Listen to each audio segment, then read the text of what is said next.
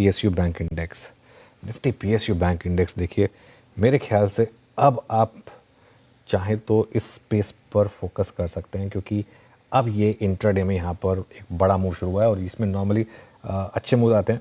धर्मेश जी ने bank of India select किया था, एक बार वो स्टॉक भी लेकर आइए, वो भी डे हाई पर है, हालांकि ध्यान रखिएगा वो तो एक प्योर एक इन्वेस्टमेंट पिक थी।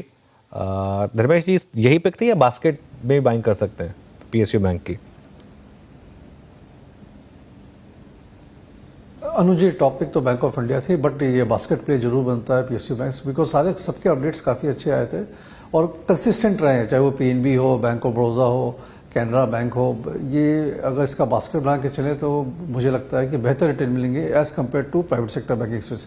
चलेंगे दोनों ही, बट यहाँ पर प्राइस स्ट्रक्चर मुझे लगता है थोड़ा ज़्यादा रहेगा। तो जैसा आप सजेस्ट करें, basket by will be better current market volatility की जो सिनेरियो है उसमें। Basket buying will be better. यहाँ पर एक ट्रेड खोजते हैं थोड़ी सी। मानस, अगर आपको कोई चुनना हो PSU बैंक तो कौन सा होगा? देखिए, बैंक ऑफ इंडिया पे भी बिल्कुल नजर है, लेकिन अगर आज के लिए एक ट्रेड लेना होगा तो यूनियन बैंक होगा। अगर आप यूनियन बैंक के चार्ट्स देखेंगे तो यूनियन बैंक ने कल ही 20 डे और 10 डे मूविंग एवरेज को रिगेन कर लिया था। आज हमें एक fresh price breakout intraday chart में देखने को मिला है, तो 122 रुपए के स्टॉप लॉस से यूनियन बैंक में खरीदारी की जा सकती है। टारगेट आपको 130 रुपए के सेट करके चलने हैं। ओके वीरू, आपकी टीम में थे क्या PSU बैंक्स? आज तो मुझे लग रहा है आज PSU बैंक्स का दिन लग रहा है मुझे, जिस तरीके से। नहीं, मैंने आज बैंक्स में, अनुज नहीं, बैंक्स मेरी टीम में नहीं थे आज, और मेरी बैंक में टीम में कोई, मैंने NBFCs को शामिल किया था सिर्फ यहाँ पे आज, PFC को हाँ इस बास्केट से, और मैंने HFCs में LIC हाउसिंग फाइनेंस। बिल्कुल, बट गजब मूव आ रहे हैं PSU बैंकों में आज वीरू, और आई थिंक ये इंडेक्स देखिए आप, शानदार मूव इस समय। अनुज, ये जब क्योंकि PSUs में मैं जब वो कॉलर शो करता था ट्रेडर्स हॉटलाइन, तो बहुत लोग पूछते थे कि जनाब ट्रैप्ड हैं।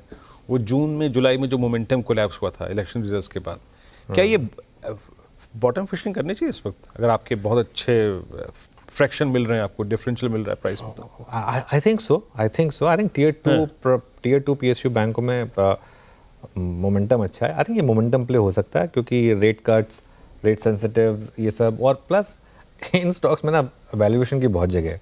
आई थिंक आप कैनरा देखें, इंडियन बैंक देखें, आप चाहे यूनियन बैंक, आई थिंक ये सारे के सारे स्टॉक्स में आई थिंक वैल्यूएशन में बड़ा कंफर्ट है इस समय।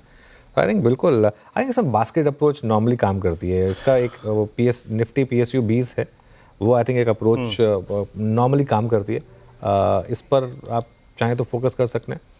थोड़ा हाई रिस्क टेकर्स के लिए है ये, लेकिन गैम्बल नहीं है, ये फ़र्क है। अब जैसे आप अगर वोडा जैसा स्टॉक ले रहे हैं तो वो गैम्बल है, ये गैम्बल नहीं है, ये एक high risk high reward trade है बेसिकली, तो वो फ़र्क है। तो उस हिसाब से मेरे ख्याल से फोकस कर सकते हैं इसके ऊपर, बिल्कुल कर सकते हैं।